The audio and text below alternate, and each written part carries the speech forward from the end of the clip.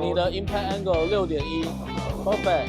因为我刚刚有無腦的試了一下，把 RPM 打高了嘛。太狠了吧！这個的 RPM 有到多少？504。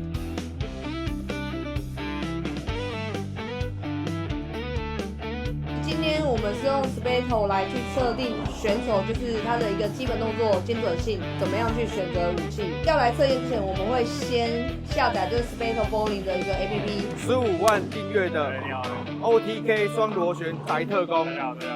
好，我是零訂閱率，我會慢慢的靠近你，從0開始。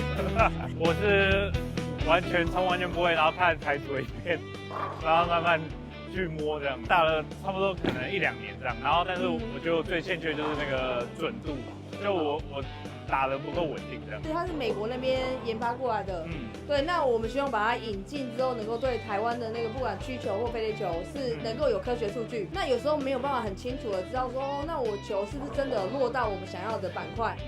那它打進去的時候到底打到哪裡去了？對，所以就是希望用這個來去輔助選手，能夠有數據的更明確的訓練，讓自己先找到路線。找到路線之後，我們會用20顆來測驗。那20顆是比較嚴格一點，因為其實它在裡面的系統只要測5顆或10顆，因為它所測出來的數據，只要說你有一顆是比較離散的，那它就會把你視為你是沒有很精準。對，但是為了我們要在國內的數據一起比較，所以我們就會都是20顆。對，會嚴苛一點，但是沒關係，就是為了我們想要讓台灣的保齡球更好的決心。好，我先來欣賞一下你的動作，這樣。好。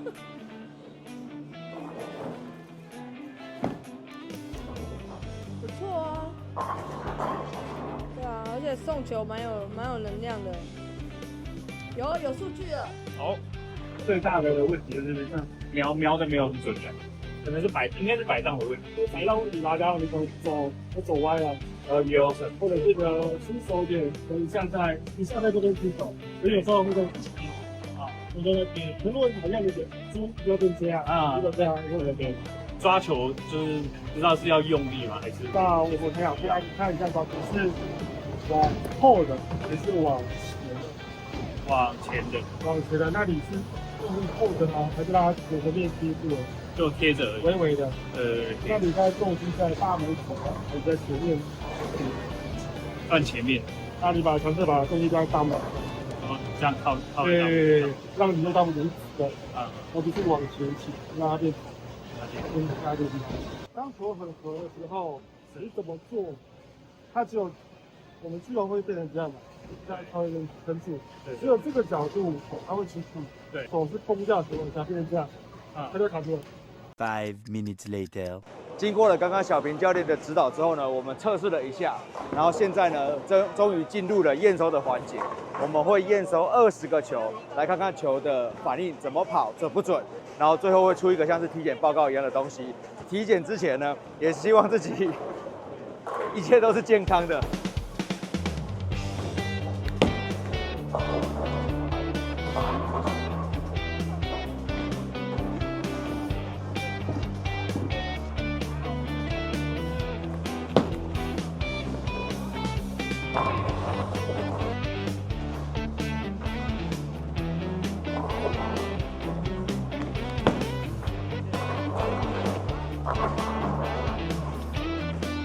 3-2，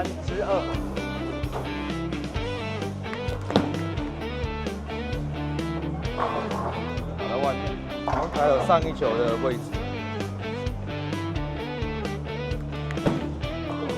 有。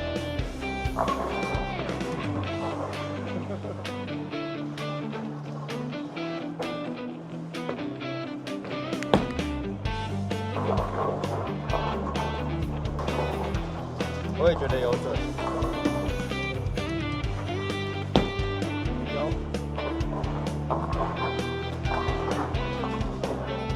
我有疑點，所以路線不一樣。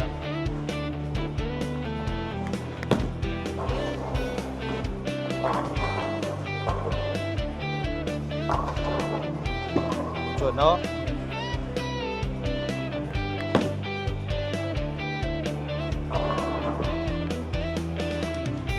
我覺得打歪了外面那一邊，機器不會騙的。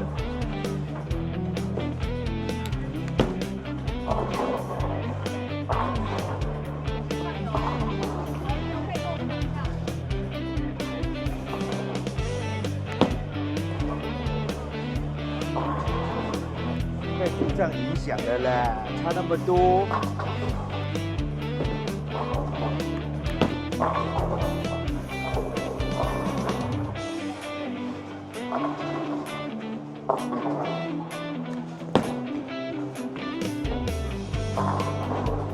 不准的，不准的全到。但还是全到了。391而已。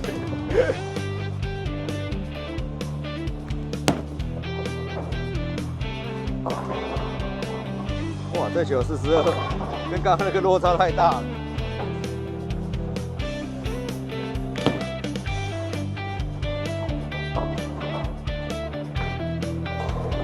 糟糕糟糕，最後專注力不足了。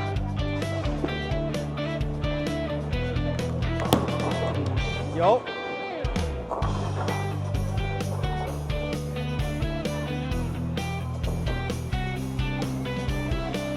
哎呀，就這樣。所以說不完美，還是完成了這次測驗，看看身體狀況怎麼樣吧。麻煩你。最開始我們會看選手的這個穩不穩定。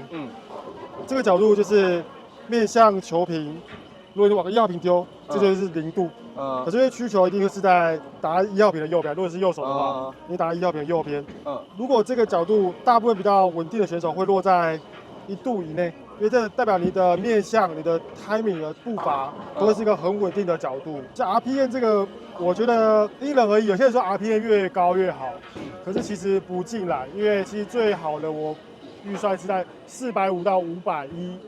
這個 range 球屏會比較活潑啊，才不會說你 RPM 太高，打就很容易噴光光，或者是在一些太油或太乾的情況下，你會變得很敏感。精品角最好的就是大家說6度，黃金6度嘛，4.5到7.5這個 range 其實都有機會到。如何讓它達到最完美的一個6度角，產生一個完美的6度角，所以我們才會打曲球。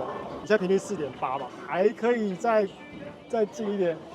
那這個就是球轉動的轉折，有時候當大家都會覺得說，有時候我球打不彎，是因為我球太滑了，太滑了導致後面不會彎。可是其實很多時候，你有這台機器的時候，你可以看這個 break point， 它的板塊會在很前面，它會在這個地很早前面，可能20-30尺的時候，它就會做動，導致你的後面根本就已經沒力了，才會導致說後面不會彎，而不是說你的球太滑了、太弱了。反而是你剛才考慮的是你球太咬了、太早了，你如何把這個轉折 break point 放到後面一點點，讓它才能有效的能量撞進去。這是很多台灣選手誤解的地方。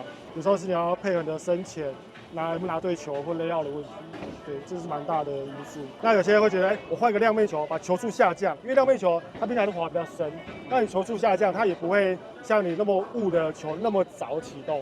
所以有時候會選擇比較一些高 RG 的球，高 differential 的，它這樣你在滑行過程中就比較順利，能量可以保持到比較後面，然後因為高 differential，所以尾巴又会比較漂亮。对啊，最重要的当然是參考這個 launch angle，就是你前面一開始的 timing 跟面向有沒有跑掉，跟你的落球板塊，每球有沒有都丟在你要的板子上，有時候可能有些會落差到5-6塊，我們就要打2鍵，然後敲下去變3鍵，或敲下去變1鍵，那就把你的手可能有時候離你的腳很近。有時候離你的腳很開，才會有這個感覺。轉折點其實抓得蠻準的。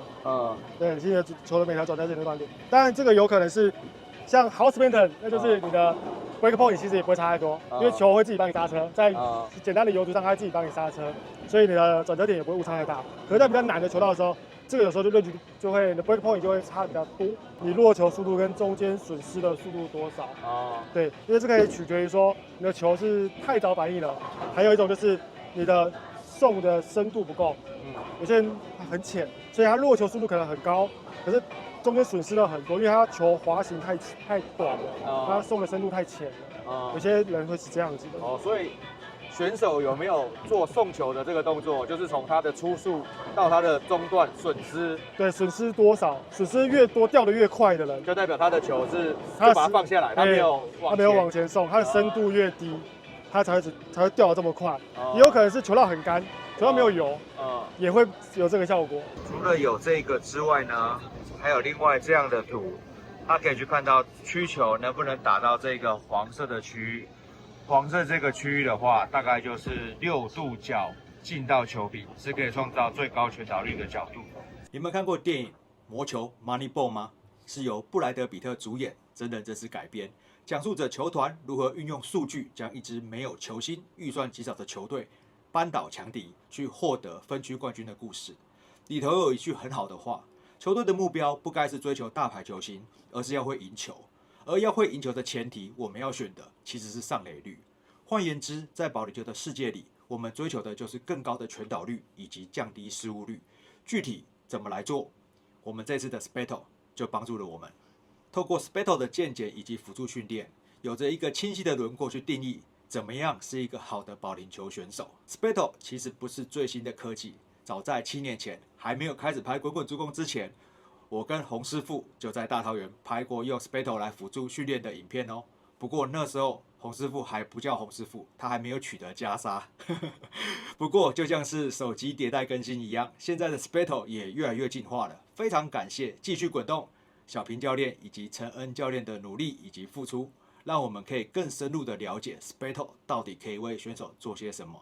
這次的健檢方式呢，呈現出4個面向：選手的準度、他的球威以及他是什麼形態，還有他的表現範圍到底在哪裡。而這個表現範圍代表的就是它的穩定性。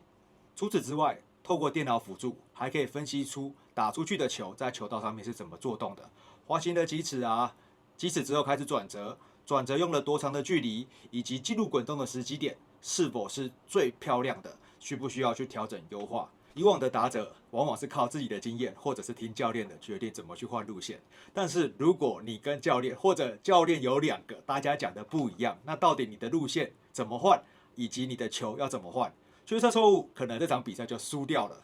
透過科學化的訓練，可以讓我們的決策更高效率，而且也可以相對的更準確。這套設備呢，其實我之前就很關注了，期待有一天呢，可以結合自己的興趣跟專業來弄一個保齡球的訓練基地。那這套軟體就是我們必須要有的啦。只是現實總是很骨感，這些年跟了不少的投資人聊過，但是還是沒有辦法達到這個目標。所以如果熒幕前的你有同樣的夢想，歡迎我們有機會私下聊聊，或者以100塊加入頻道會員來支持我，讓我們離夢想越來越近。當然 Spato 也有它的缺點啦，在轉速上面實測就有明顯不準的可能性。來看一下完球之後呢，會讓 Spato 產生怎麼樣的誤差。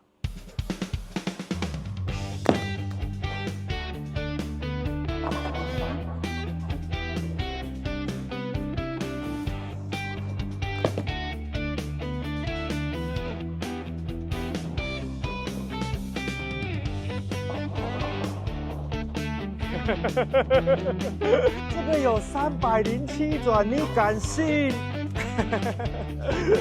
出報告，越高越不好 ，Lower is better。最差是10分、10分、10分、40分，我打了66分。所以一張健檢報告呢，可以看到選手的準度，還有他的 power、他的威力，以及他是怎麼樣形態的球員，以及他的表現範圍。關於準度呢，有4個指標，第一個是下球點，第2個是經過的箭頭，第3個是轉折點，第4個是進點的板塊。這4個指標的範圍就可以看出一個選手他的準度在哪裡。所以這一個呢，越小越好。球威的公式呢，就是球速乘以轉速再去除以100，單位是 mph， 也就是每小時多少邁，以及每分鐘多少轉。以這張圖表為例，我的平均球速是 15.8 邁，是在這裡面相對慢的指標。我的轉速是423轉，相對於這邊就是比較高的指標。所以我的相乘之後的結果呢，我的球威是 6.7。第3個指標就是你是怎麼樣形態的球員，那它是決定你站的位置、打出來的路線。所以呢，其實就像是考試不同的範圍，有時候打outside很厲害的選手，不見得打inside很厲害。所以如果我們作為一個教練，我們要去選擇怎麼樣的選手或者怎麼樣的路線去參加這場比賽，就跟這個指標很有關係哦。我們要選對的球員形態去參加比賽，我們獲得的勝算就會比較大。最後一個表現範圍，它其實呈現出來的就是穩定性，它有7個指標，分別是下球點、箭頭、轉折點的板塊、進點的板塊、身體的角度、出球的速度以及你的轉速。所以它這邊就有一個對照表，它有呈現不同的 level，level 1就是低於150分 ，level 2就是150到165之間。所以以這張圖來看我的準度的話，我的準度誤差範圍是 1.5， 對照起來就是大概在 level 195到210的這個區間。那我的箭頭的誤差是 2.5， 大概就是在同一個 level。那相對於我比較差的就是我的身體站點的角度。我比較好的呢，被認為是 Pro 的這個範圍，就是我的出球速度以及我的轉速。不是說我的出球速度跟轉速是最快的哦，而是我的出球速度的誤差跟我轉速的誤差是在10%以內，然後出球的速度是在0.6以內，這樣打出來的球呢，相對是比較穩定的。所以這張健檢報告呢，其實是你要去对你現在的這個動作跟你這個球道的攻擊路線已經有很清楚的了解，最終去做一個穩定性以及準度的考核。滾滾豬公，大家好，感謝就是今天大家來測 Speto， 後續呢，不管是台中還是台南，我都會陸續的希望說，就是如果你想要了解自己的數據，想要了解自己球運動的表現的話，都可以跟繼續滾動聯絡，或者跟我聯絡，或者跟承恩聯絡。我們今天本來預計是用 Atlas Pro 的油車，那可是因為有一點狀況，所以我們用了球館的油車。那它的就是油車的話，它們兩個之間就是会有毛刷的差異。那毛刷因為它可以轉成500啊、400、300、200、100轉，那可是 Atlas 它本身就只有500轉的功能。那500轉跟200或100的差異是，轉的速度越快，它在球道上的 buffer 區的油就比較多，所以就會變成說，我們今天其實後面的後段它其實是比較滑的。要鼓勵大家來參加歡樂宇宙杯，好，是曲直球繼續滾動辦的。那我們預計是在1月17跟2月15各有一場。那這2場的冠軍的話會進行 PK。